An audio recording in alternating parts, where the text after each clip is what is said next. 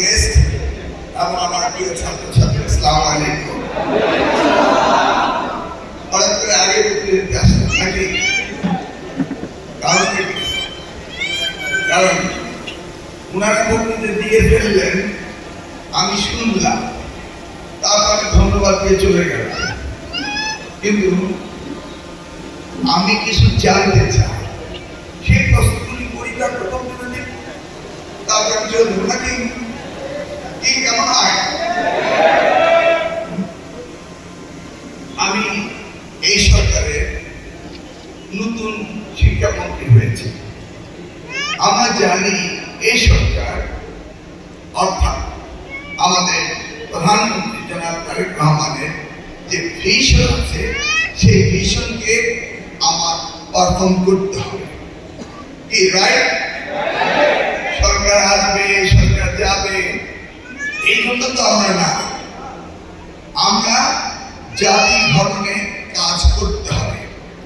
মাননীয় প্রধানমন্ত্রী বলেছেন আগামীর বাংলাদেশ, আগামীর বাংলাদেশ করতে হলে ওই যে পেশারা যারা চেয়ার পায়নি তাদেরকে আমরা অ্যাড্রেস করতে হবে নাকি?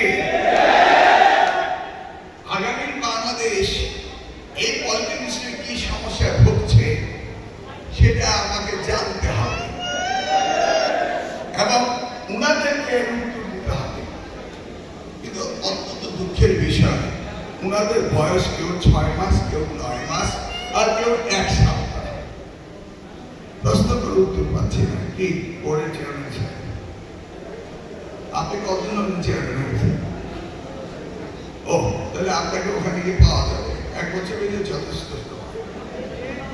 আমাদের সচিব সাহেব, ওনার বয়স হচ্ছে 1 মাস 6 মাস, এখন 6 মাস 9 মাস আর 1 সপ্তাহ নিয়ে আমি আপনাদের এখানে আসছি। আমি সলিড সমস্যা শুনতেছি। এটা কোনো মাইক্রোফোন আছে? হ্যান্ড মাইক আছে? এখানে আমি 4 বছরের ডিপ্লোমার 4th ইয়ারের একজন ছেলে সামনে আসে, অথবা মেয়ে। জাকির, কোন ডিসিপ্লিন তুমি? সিভিল। সিভিলের সমস্যা শোনার দরকার নেই।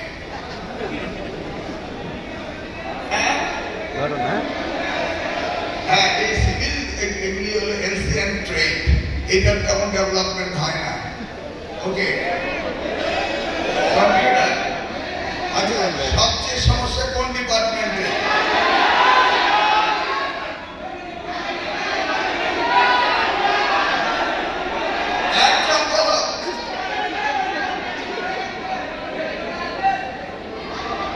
মেকানিক্যাল 4th ইয়ারের বেস্ট রেজাল্ট যে করেছে সে আছে দ্য বেস্ট ওয়ান।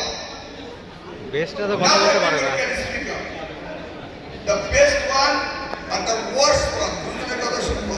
যে সবচেয়ে খারাপ রেজাল্ট করেছে মেকানিক্যালে সে এবং দ্য বেস্ট, দুইজন আসে।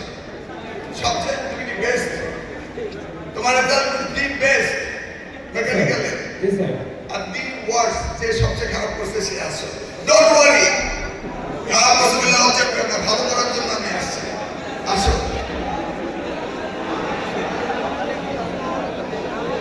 আসো, কাছে আসো।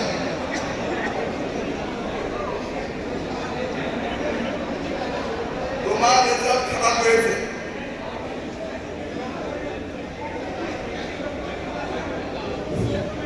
এই কেউ কথা বললে আমি শুনতে পারবো না।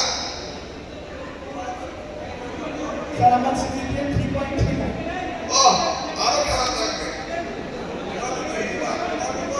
3.80 তোমাদের সিমিলার, একজন বেস্ট আরেকজন একদম লাস্ট সিজিপিএ, দুইজন আসো। I want to compare.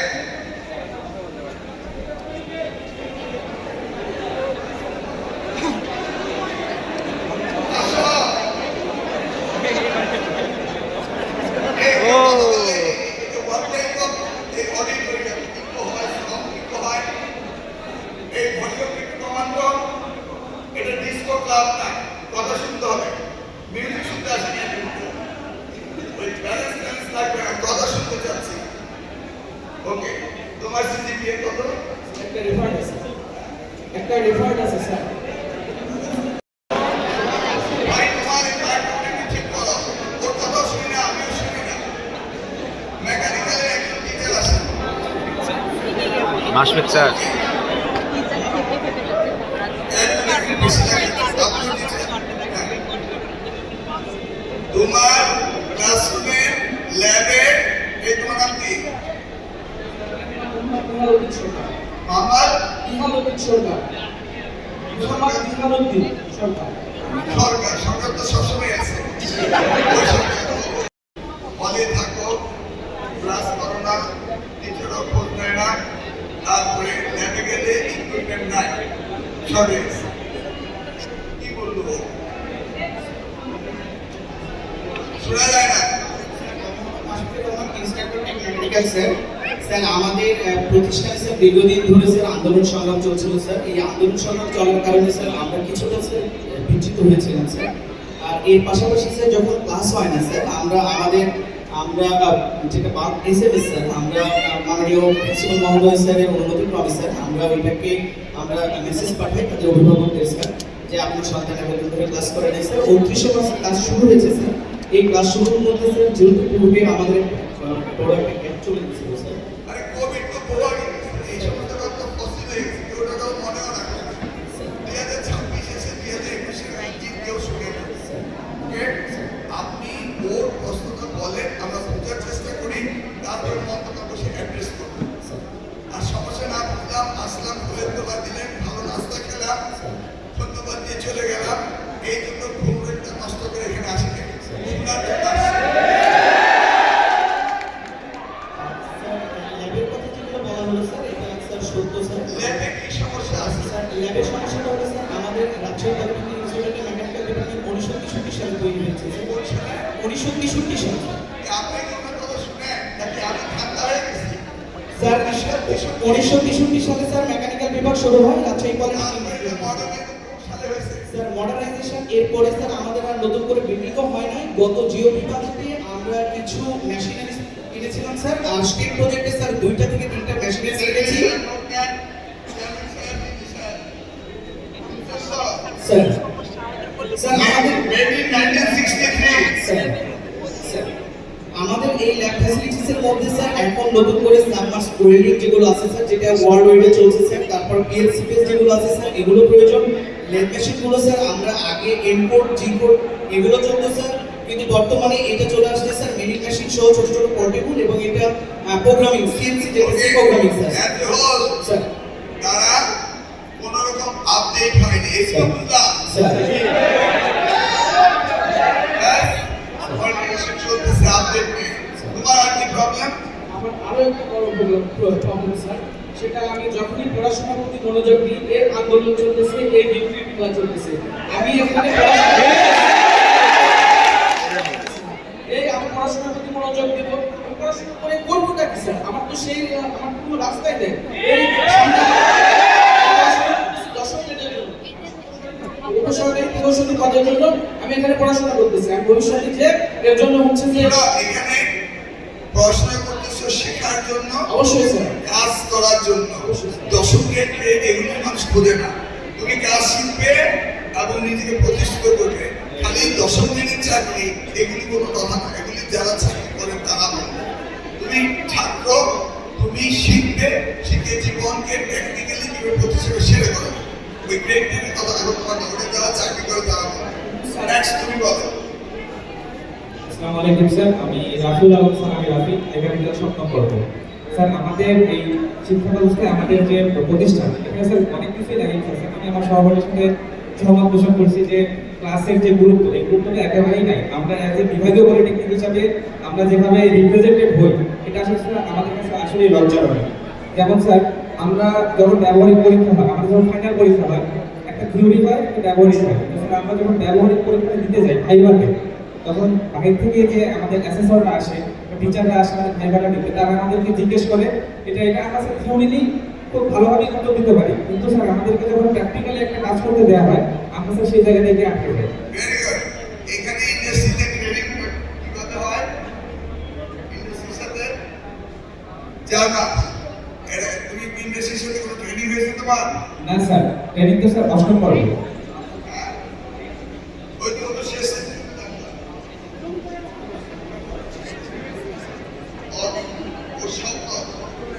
আমি তো বললাম লাস্ট সেমিস্টার আসতে এই একজন অষ্টম সেমিস্টার আসলে স্যার অষ্টম সেমিস্টার অনুপস্থিত স্যার। বেরিয়ে গেছে মানে এখন কেউ ইন্ডাস্ট্রি ট্রেনিং এ নাই। স্যার না স্যার, আমাদের স্যার আমাদের একাডেমিক সেমিস্টার শুরু হয় স্যার 1357 অথবা স্যার 246 হয় 4 সেমিস্টার স্যার একবার এই মুহূর্তে ইন্ডাস্ট্রিতে ট্রেনিং এর জন্য কেউ নাই। কেউ নাই স্যার। কখন আসবে? স্যার এরা যখন আবার অষ্টম পর্বে উঠবে তখন স্যার তাহলে তার ট্রেনিং এ যাবে 2468 যখন আসবে। কতদিনের ট্রেনিং এ পাঠান? স্যার আমরা ট্রেনিং এ পাঠাই 12 সপ্তাহ ইন্ডাস্ট্রিতে, 4 সপ্তাহ আবারও পলিটেকনিক স্যার। মোট স্যার আমাদের এই 6 সপ্তাহ ট্রেনিং চলে স্যার। 12 সপ্তাহ 3 মাস চলে স্যার আপনাদের ইন্ডাস্ট্রিতে। এই পলিটিশিয়ান ছাত্রদের স্যার বিভিন্ন রেসপেক্টিভ ডিপার্টমেন্টে স্যার। ট্রেনিং জন্য ইন্ডাস্ট্রি কি রাজশাহীতে আছে? স্যার আমাদের কিছু কিছু ডিপার্টমেন্টের জন্য স্যার ইন্ডাস্ট্রি রাজশাহীতে আছে, কিছু কিছু ডিপার্টমেন্টের জন্য স্যার নাই। যেমন কম্পিউটার ডিপার্টমেন্টের জন্য যদি আমরা খুঁজি ভালো কোনো প্রতিষ্ঠান পাই না, ইলেকট্রোমেডিক্যালের জন্য যদি আমরা খুঁজি ভালো প্রতিষ্ঠান পাই না, তখন তাদেরকে ঢাকা কেন্দ্রে পাঠানো হয়। আর মেকানিক্যাল ঢাকায় পাঠান স্যার ঢাকাতে পাঠিয়েছে। হ্যাঁ ঢাকায় পাঠান এখান থেকে কয়জনকে পাঠিয়েছে এবার লাস্ট আমি তো বুঝি না তোমার চিৎকার করো কেন? কয়জনকে পাঠিয়েছে লাস্ট কাছে ঢাকায় কম্পিউটার সায়েন্সে?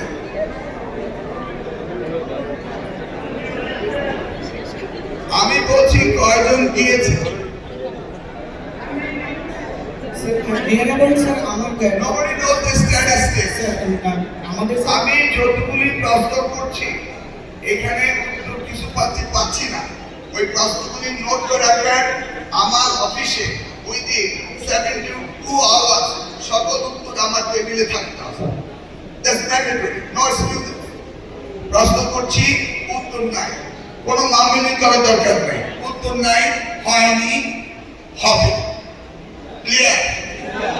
আমি আপনাকে প্রশ্ন করে মার্কিং করছি না যে আপনি করেননি, আপনারা মামলিং করে আমাকে বুঝাবেন নো, বলে স্যার হয়নি, করিনি, করতে পারিনি, এই কারণে পারিনি। That's all. এখান থেকে আপনি একিউজ করা না। আর আপনার ট্রেনিং নেওয়ার কিছু না, কারণ সিস্টেম যেভাবে চলছে সেভাবে তো চলছে নাকি? ওরা আপনাকে সিস্টেম চেঞ্জ হবে, আর চেঞ্জ করলে কাকে করতে হবে? আমাকেই তো করতে হবে। আমি ধরো আপনার মতো 6 মাস পরে মাননীয় প্রধানমন্ত্রীকে আটকরায় না দাঁড়াতে হয়, উনি যেন না বলে 6 মাস পার হয়ে গেল আপনি কি করলেন। আমি আমাকে প্রোটেকশন দিচ্ছি, আপনি আপনাকে প্রোটেকশন দেন নাকি? তাহলে এই প্রশ্নের উত্তর আপনার নাই। এইখানকার ইন্ডাস্ট্রি কি ইন্টারেস্টেড?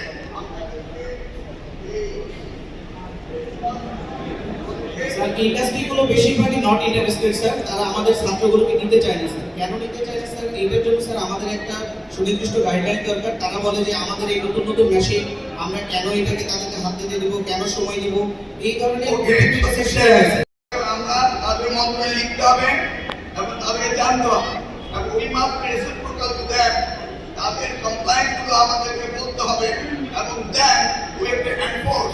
কারণ ইন্ডাস্ট্রি নেওয়ার সময় গভর্নমেন্টের বাংলাদেশ সরকারের আমাদের কমিশন আছে যে সেখানে তারা দেওয়া হবে and the money they will spend they will get them back. It's the system of the country. Sir অষ্টম পর্ব স্যার একজন আছে স্যার। আমি বুঝে ফেলছি। অষ্টম পর্বে একজন কথা বলতে চাই স্যার। স্যার আসসালামু আলাইকুম স্যার। অষ্টম পর্ব থেকে স্যার আমি ছিলাম সিরাজগঞ্জ পলিটেকনিক ইনস্টিটিউট, এখানে পার্টিসিপেট করতে এসেছি অ্যাসেট প্রজেক্টে। স্যার অষ্টম পর্বের স্যার কিছু ল্যাগিংস বলি। আর তার আগে স্যার আমি কম্পিউটার টেকনোলজি, তার আগে কম্পিউটার টেকনোলজি নিয়ে আমি একটু কিছু বলতে চাই। আমাদের যে একাডেমিক প্যাটার্নটা, আমাদের যেহেতু আমরা প্রোগ্রামিং রিলেটেড বা হার্ডওয়্যার রিলেটেড বা সফটওয়্যার রিলেটেড আমরা যেভাবে শিখাচ্ছি, আমাদের কোর্সগুলো এমনভাবে করে ধরেন আমরা যদি কোনো মাদার ল্যাঙ্গুয়েজ আমাদের সি, সেই সি প্রোগ্রামিংটা আমাদের কারিকুলামে নেই এবার, কিন্তু 16 প্রোগ্রামে সি প্রোগ্রাম কারিকুলামে নেই। কারিকুলামে এবার নেই। তোমাদের মাদার ল্যাঙ্গুয়েজ সি। মাদার ল্যাঙ্গুয়েজ সি। জানো না এখানে কম্পিউটার স্পেশালিস্ট কে আছে?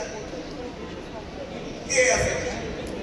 আপনি এখান থেকে আপনি কি ওর সাবজেক্টে? স্যার আমি কি বলি বাট কম্পিউটার আমি বলছি ওর সাবজেক্টে আপনি স্পেশালিস্ট কিনা? না স্যার। তাহলে আপনি কে আছে? দাঁড়াও, ওর যে পছন্দটা কোন দিকে আছে সেটাও একটু বলার চেষ্টা করো, মাইকটা দাঁড়াও।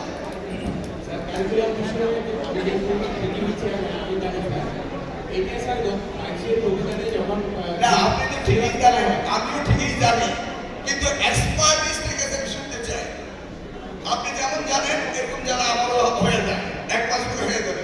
এক্সপার্টিস কামিয়ে স্যার সি এর পরিবর্তে পাইথন দেওয়া হয়েছে, এটা আসলে বার্গেনিং এর চলে যে আমরা বলি সি প্রয়োজন এই C চলে না এখন। বলে যে পাইথন লাগবে। আমি গ্রাস লেভেলে কথা বলছি, আপনি আপার লেভেলে কথা বলছেন। আপনি what to go to answer this question. I know. আমি কম্পিটিশন দিলাম। Alright? We need the young people to talk to me to give the proper answer what is going on right now. আমি mainstream computer পড়েছি। আমার কাছে being computer with him, mainstream পড়েছি, computer আমেরিকায় পড়েছি। Okay?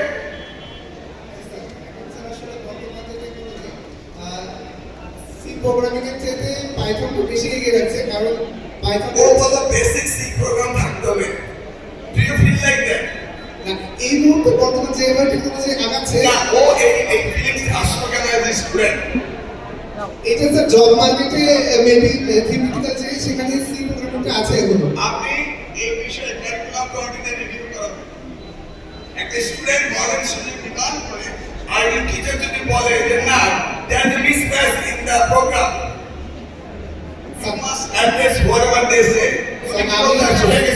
ভাই বাজারে সি এর চাহিদা নাই, এখন পাইথন লাগে। আসসালামু আলাইকুম স্যার, আমি মোহাম্মদ ঈদুল হাসান জানি, খণ্ডকালীন শিক্ষক, চাপানগর কলেজ। আমি শিক্ষককে তুলে রাখিনি, এই সাবজেক্টে কথা বলবা, জি স্যার। এটা আসলে হয়ে গেছে, আল্লাহ না স্যার, আমি একটু বলতে চাই স্যার, আমি ওর না, সাথে আমি বেশি শুনতে আসি না, আমি এক্সপার্ট না। স্যার একটা লাগছে, আমি ওর সাথে একমত স্যার যে আমাদের মাদার ল্যাঙ্গুয়েজ সি প্রোগ্রাম এবং এটা কারিকুলামে অবশ্যই দরকার হবে।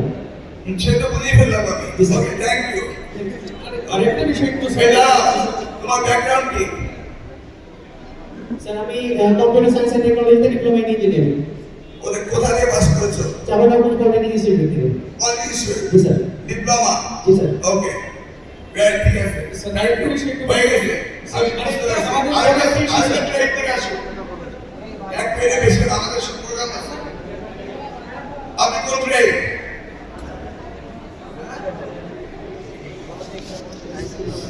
বাংলাদেশ পলিটেকনিক আছে, বাংলাদেশ পলিটেকনিক। আরে আমি বলছি নতুন একটা ট্রেডে আসছে। আপনার ট্রেড কোনটা? আমার ট্রেড হলো স্যার কম্পিউটার। কম্পিউটার আছে। স্যার একটু এক মিনিট স্যার, এক মিনিট বলুন। এত ডিটেলসে যাবো না তো। আমাদের যে ছাত্র ঝরে যাচ্ছে স্যার, প্রায় 40% ছাত্র ঝরে যাচ্ছে। আমাদের রাজশাহী পলিটেকনিকে 2022 প্রবিধানে ছাত্র ভর্তি হয়েছিল 1100, বর্তমানে পরীক্ষা দিয়েছে 667 জন। কি কারণ? এটা স্যার বলেছি আমি দিতে পারবো। আমরা মনে করছি স্যার, আর বলেছি আমি তো ঢাকা থেকে, আপনি কেমন বলেন? স্যার এই প্রবিধানে ও কারণ শুনেছেন, ও বলেছে কারণ। 22 প্রবিধান মিস্টার সরকার। স্যার আমাদের ছাত্রদের ড্রপ আউটের সিস্টেম করেছে। রেফারেন্টটা তো ড্রপ আউট রোধ করার জন্য তো রেফারেন্ট পরীক্ষা, সেই রেফারেন্টের জন্য ড্রপ আউট দিয়েছে 22 প্রবিধানে স্যার। তো এই প্রবিধানটা স্যার আমরা মনে করি কারিগরি শিক্ষার জন্য একটা অন্তরায়। আমরা 2000 সিস্টেম হলো বা কারিগরি শিক্ষা বোর্ডে বা আমাদের যে যতদিন ধরে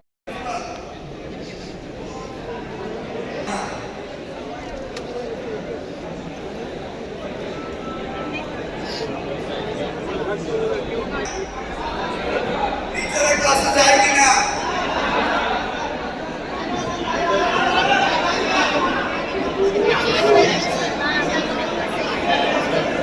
কি কয় এরা?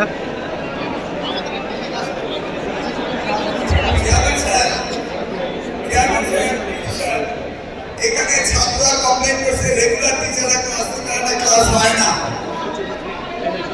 ক্লাস হয় না।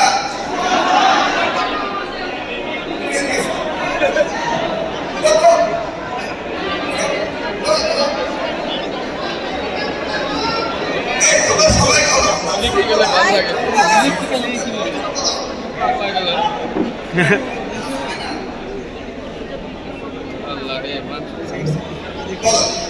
এত কষ্ট করে ক্লাস নিই, তারপরে যদি এরকম হবে। Rajshahi polytechnic institute.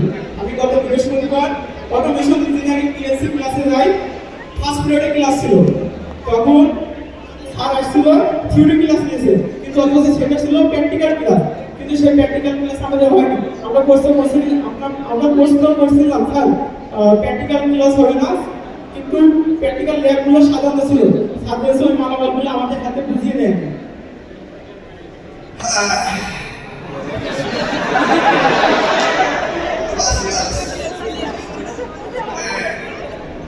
বুঝছি তুমি ফেল আর 6 মাস পরে আমি ফেল। আমার খাতা দেখা করতে এখন আসছে নাকি?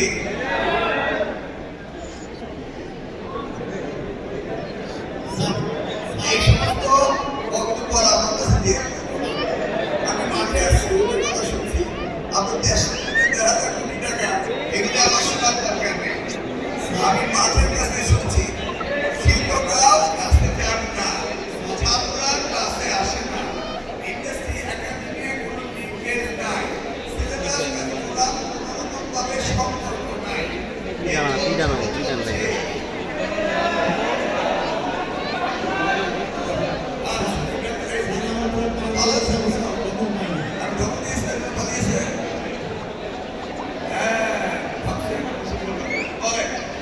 আমরা প্রথম ভূতদশা যখন ছিল মানে যেখানে বলা যায় শিক্ষক ছিল 10 আছে এটা আন্দোলন না, এটা জাস্ট শোনা আলাদা করে এই একটা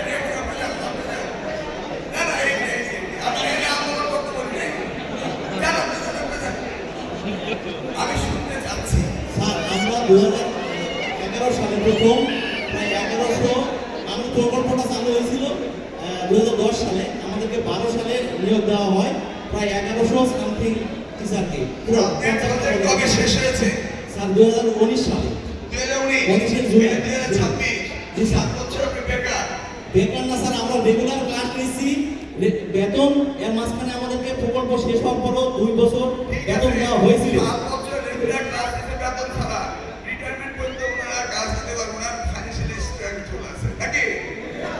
7 বছর ক্লাস নিতে বেতন ছাড়া আগামী 5 বছর আমরা আগামী 5 বছর নিয়ে নিই 2 বছর আমরা ধন্যবাদ দিয়ে দেব।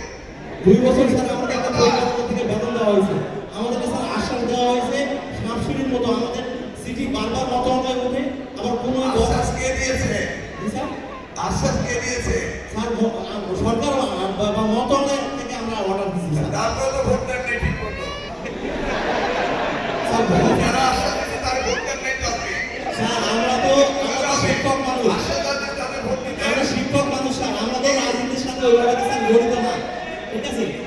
আমরা যখন ভোট নিয়েছি আমি তো আশ্বাস দেইনি, যাদের হয়তো আশ্বাস দেয়নি। স্যার ওকে বুঝছি, ঠিক আছে। আমরা এখন সব খুবই মানবেতর জীবনযাপন করতেছি, কিন্তু না, ক্লাস এটা নিয়মিত আমরা নিচ্ছি না। বিষয় কিন্তু কথা না। 7 বছর কেউ মানবতার জীবনযাপন করে না, কাজ করতে পারতো নাকি? নাকি আপনার কোনো ক্যাপাসিটি নেই অন্য কাজ করা? তা না স্যার, আমাদেরকে আশ্বাস দেওয়া হয়েছে বারবার যে তোমাদের হয়ে যাবে।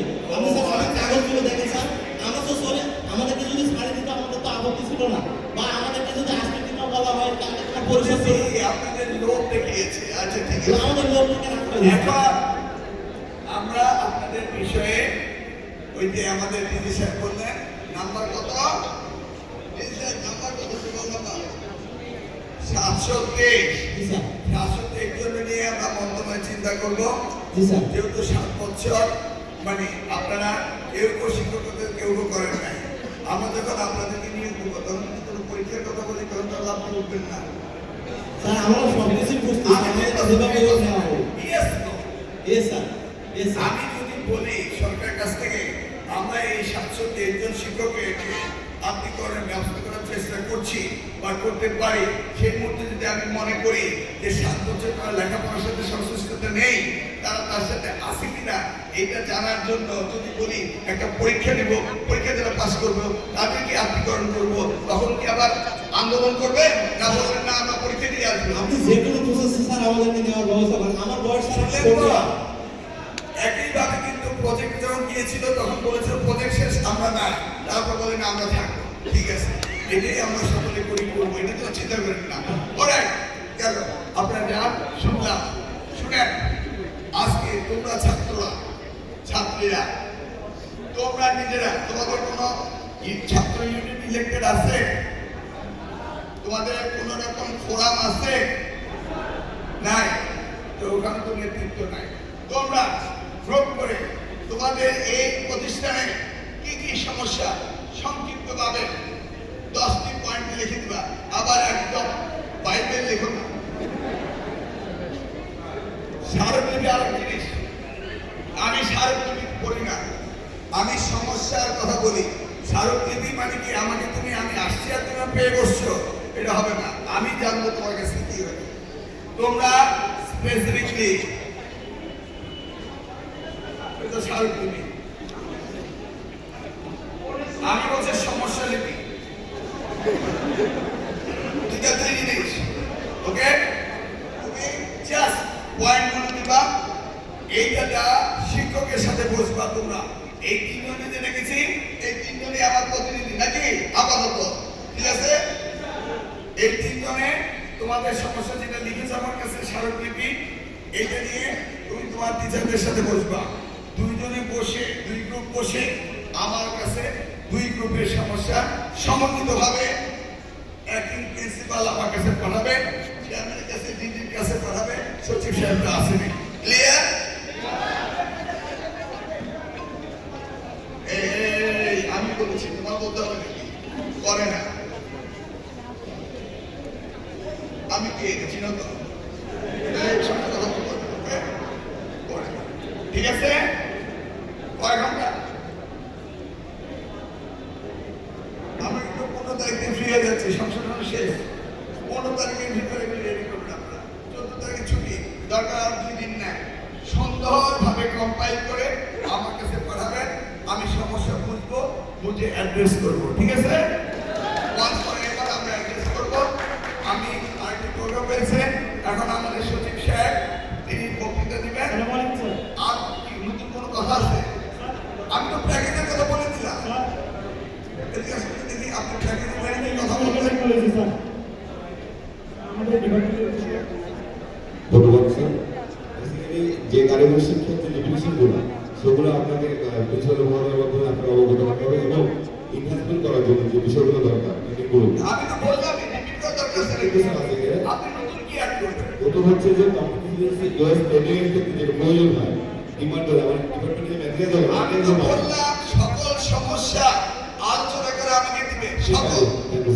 এটা আবার আপনি টিচার, আপনি টিচার আইডিবি থেকে আসছে, আইডিবি প্রতিনিধি আছে এবং কোথায়? ঢাকা থেকে? রাজশাহী থেকে আসছে, রাজশাহী থেকে আসছে। তাহলে আপনি এখানে একটু থাকবেন ওদের সাথে। ওকে, ওরা যখন কম্পাইল করবে আপনি থাকবেন। ওনার ভাষা পেয়ে এসটিভিতে এনএজি এবং প্রজেক্টে দেখে নেবেন। ওকে, আপনি ওদের সাথে থাকবেন। Thank you sir. এই কিন্তু ওরা রেখে দিবেন, ওরা একটু খাওয়াবেন দাওয়াবেন। রাজশাহী থেকে আসবে। ওকে, রাজশাহী কয় মাইল থেকে? রাজশাহী কয় মাইল? তুমি বলে রাজশাহীতে আসছে তো কয় মাইল? আমি তো জিজ্ঞেস করলাম ঢাকা না রাজশাহী, বলে রাজশাহী। তো রাজশাহী কয় মাইল? রাজশাহী মানে উনি রাজশাহীতে। I mean everything. I understand. You should understand my question. উনি বলতে আমি রাজশাহীতে এসে মনে হচ্ছে অনেক দূরের থেকে আসছেন নাকি? কিন্তু বলে খাওয়াবে, তরকারি একটু লবণ লবণ করবে। রাজশাহী এসে রাজশাহীর কথা বলে। ওকে, এনিথিং এলস যেটা আমি ডিসকাস করি নাই, জানার দরকার আছে, এমন কিছু তো নাই।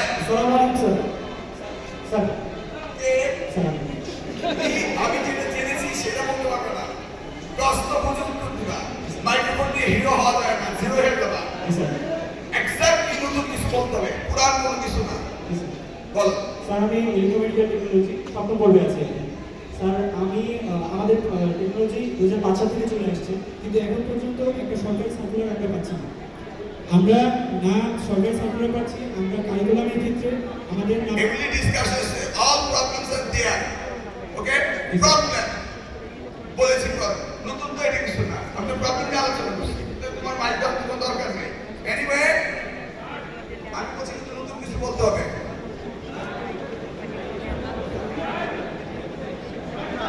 আমাদের লিডার মিশন আমরা Nabagram polytechnic crafting instructor lab related ল্যাবের সমস্যা কথা ল্যাব এখানে কারিগরিতে যে প্র্যাকটিক্যালের এই বিশ্বাস, তুমি কি বিশ্বাস করো আমি সত্যি কথা বলছি? আমি তো সমস্যার কথা বলছি, তুমি নতুন আবার কি বলবা? Don't waste the time. Okay, give up the microphone. আমি তো বলেছি ওরা আলোচনা করে, আইডিবি শুদ্ধ আলোচনা করবে, সমস্যা ওখানে আলোচনা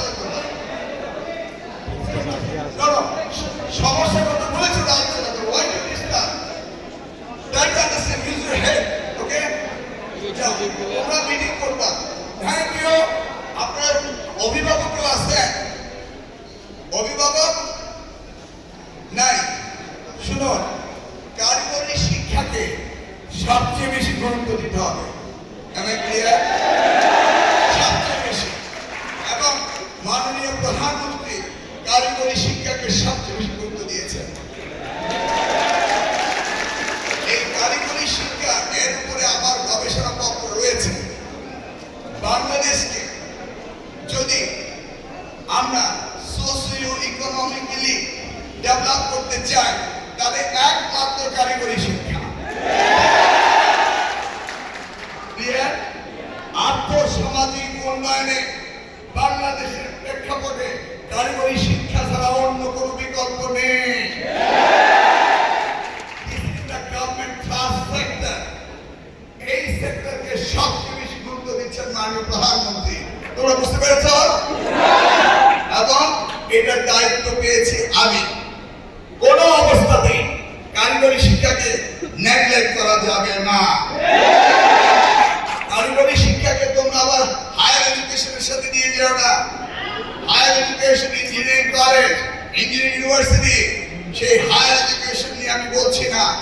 দক্ষ মানব সম্পদ তৈরি করা, সেই কারিগরি শিক্ষার কথা বলছি। যে কারিগরি শিক্ষা হাতে কলমে শিখতে হবে, যে কারিগরি শিক্ষা এই দেশকে ডেভেলপ করবে। যেভাবে জার্মান, জাপান, ইউএসএ, কানাডা কারিগরি শিক্ষায় তারা উন্নত হয়েছিল বলেই তারা পৃথিবীতে সবচেয়ে বড় দেশ হয়েছে। আমি সেই কারিগরি শিক্ষার কথা বলছি।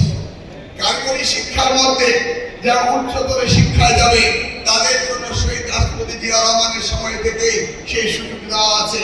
সেই সুযোগ যারা নেবে, it is like a pyramid. সকলকে পিরামিডে উঠে যাওয়ার কোনো প্রয়োজন নেই। কারিগরি শিক্ষা হচ্ছে স্বল্প সময়ে হাতে কলমে শিখে রুটি রোজগারি করে দেশকে স্বাবলম্বী করা, পরিবারকে সচ্ছল করা, সমাজকে সেবা করা। এই কারিগরি শিক্ষার মাধ্যমে আমাদের রেমিটেন্স বিপ্লব আনতে হবে। সেই কারিগরি শিক্ষা আমরা বলছি হাতে কলমে শিক্ষা। ইন্ডাস্ট্রি একাডেমির যে লিঙ্কেজের প্রয়োজন রয়েছে, সেটা আমাদের করতে হবে। কারিকুলাম যেটা প্রয়োজন সেটাই করতে হবে। এখানে বাড়তি পড়ালেখা, অযাচিত পড়ালেখা, সময় নষ্ট করার কোনো প্রয়োজন নেই। বুঝতে পেরেছেন? সেই কারিগরি শিক্ষাই আমরা তোমাদেরকে দেব। আর যারা কারিগরি শিক্ষা হায়ার এডুকেশন করবে, তাদের জন্য ইঞ্জিনিয়ারিং কলেজ রয়েছে, ইঞ্জিনিয়ারিং ইউনিভার্সিটি রয়েছে। শিক্ষকের সমস্যা আমাদের অ্যাড্রেস করতেই হবে। তোমাদের আবাসন সমস্যা, সকলকে এই গণপ্রজাতন্ত্রী বাংলাদেশ সরকারের আবাসন দেওয়ার মতো সম্পদ আমাদের নেই, কিন্তু একটা মিনিমাম পার্সেন্টেজ দিতে হবে। সেই জায়গাটিতে তোমাদের অপূর্ণতা রয়েছে, সেটা আমরা অ্যাড্রেস করব। কিন্তু সেটা তোমরা বসে থেকো না, কারণ তোমাদেরকে লেখাপড়া করতে হবে, পরিবারকে দেখতে হবে এবং তোমাকে দেশকে দেখতে হবে। আমরা অত্যন্ত ভাগ্যবান বাংলাদেশ। কারণ তুমি জানো, এই তোমরা ৪,৫০০ স্টুডেন্ট, এই ক্লাসের পলিটেকনিক স্টুডেন্টের এই ধরনের নামি দামি পলিটিশন পৃথিবীর অন্যান্য উন্নত বিশ্ব রয়েছে, কিন্তু ছাত্র পাওয়া যায় না। আমাদের দেশে মানব সম্পদ, মানবে ভরপুর। আমাদের দেশে মানুষের কোনো অভাব নেই, কিন্তু মানবকে সম্পদে রূপান্তরিত করতে হবে। এই দায়িত্বটি হচ্ছে সরকারের, এই দায়িত্বটি হচ্ছে এখানে যারা বসা তাদের। তোমরা জানো, উন্নত বিশ্বে বেশি মানুষ মারা যায়, কম মানুষ জন্মগ্রহণ করে। এই জন্য আজকে Japan, Canada, German, south Korea, America, পৃথিবীর সব দেশে মানুষের অভাব। আর আল্লাহ আমাদেরকে এত বেশি দিয়েছে, সেটাকে যদি সত্যিকার আমরা ট্রেন করতে পারি এবং তাদেরকে যদি আমরা এক্সপোর্টেবল আইটেম করতে পারি, আমাদের দেশ হবে বিশ্বের সেরা দেশ। আমরা ওই গ্লানি নিয়ে ঘুরতে চাই না যে মানুষে ভরা বাংলাদেশ, কিন্তু কাজের লোক খুঁজে পাওয়া যায় না। এটা হতে পারবে না। আমরা highly densely populated country in the world. আমরা চাই আমাদের কান্ট্রি হবে ডেন্সলি হিউম্যান ক্যাপিটালে ভরপুর দেশ। বাংলাদেশকে করতে হবে আমাদের। ক্লিয়ার? সেই জন্যই এই সরকারের উদ্যোগ কারিগরি শিক্ষা। আমরা প্রত্যেকটি জায়গায় কারিগরি শিক্ষাকে গুরুত্ব দিচ্ছি, আগামী বাজেটে কারিগরি শিক্ষাকে গুরুত্ব দিচ্ছি। অতএব তোমরা এদেশে ভাগ্যবান। কারিগরি শিক্ষায় আছো। আমি আর বক্তব্য দীর্ঘায়িত করি না, আমাদের বোর্ডের মিটিং রয়েছে, সেখানে আমরা যাবো। আপনাদের সকলকে ধন্যবাদ। আর অভিভাবক যারা রয়েছেন তারা সন্তানদের সহযোগিতা করেন, শিক্ষক যারা রয়েছেন আপনাদের যে সুবিধা অসুবিধা আছে এগুলি একটি একটি করে অ্যাড্রেস করা হবে, পুরোটাকে আনটাচ রাখা হবে না। সরকারের দায়িত্ব আপনাদের সমস্যা শোনা এবং তার সমাধান দেওয়া। সরকারের দায়িত্ব সমস্যা বাড়ানো নয়, সরকারের দায়িত্ব যুগ যুগ ধরে সমস্যাকে রেখে দেওয়া নয়। ক্লিয়ার বুঝেছেন? এখানে আপনাদের বিগত সরকারের সময় শ্রীলঙ্কা থেকে ট্রেনিং করে টাকা নষ্ট করা হয়েছে, কিন্তু রেজাল্ট আমি দেখিনি। যে যে ট্রেনিং করেছেন তার ট্রেনিং এর রেজাল্ট আমি দেখতে চাই। যে যা কাজ করবেন জবাব দিতে দেখতে চাই। এই পলিটেকনিক ইনস্টিটিউটে প্রত্যেকটি ক্লাসরুমে সিসি ক্যামেরা সেট করতে হবে এবং আমরা ছাত্রদের সাথে কি পড়া সেটা আমি ঢাকায় বসে দেখবো। কোনো ফাঁকি চলবে না, না তোমাদের চলবে না আমাদের চলবে। আমরাও দিতে পারবো না, আমরাও দিতে পারবো না। জবাবদিহিতার সম্মুখীন তোমাদের হতে হবে। অতএব ক্লাসরুমে টিচার যান কিনা, পড়ান কিনা, স্টুডেন্টের রেসিপ্রোকাল কিনা, এইটা অবজার্ভ করতে হবে। আমি যে এই বিষয়গুলিতে কথা বলেছি,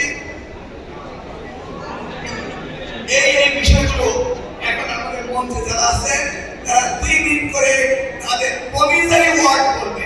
কারণ এখন বলেছি এখনই তো হবে না, ওনারা বলে যাবেন যে আমরা এটা করবো, এতদিনের মধ্যে করবো।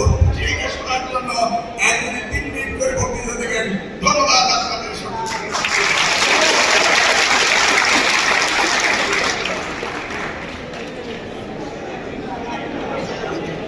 অনেক ধন্যবাদ মাননীয় মন্ত্রী ডক্টর আ.ন.ম. এহসানুল হক মিলন।